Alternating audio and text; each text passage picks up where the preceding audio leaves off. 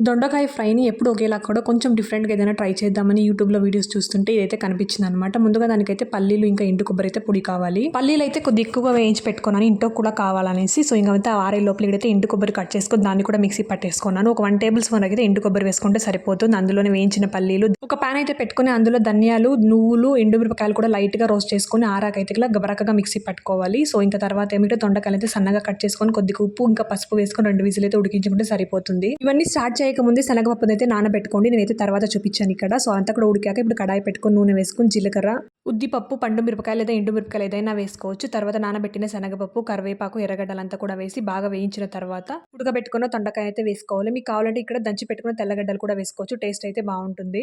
ఇవన్నీ లైట్ గా ఫ్రై అయిన తర్వాత ఏమో కొత్తిమీర కూడా వేసుకొని ఇందాక దాని మిక్సీ పట్టుకున్నాం కదా, ఆ పొడి కూడా వేసి ఒక 2 నిమిషాలు ఉడికిస్తే సరిపోతుంది. ఆల్రెడీ ఉడికినవి కదా, మరి ఎక్కువ టైం అయితే పడుతుంది. టేస్ట్ అయితే చాలా బాగుంది. చపాతీలో కానీ రైస్లో కానీ తప్పకుండా ట్రై చేయండి. సబ్స్క్రైబ్ చేసుకోండి. థ్యాంక్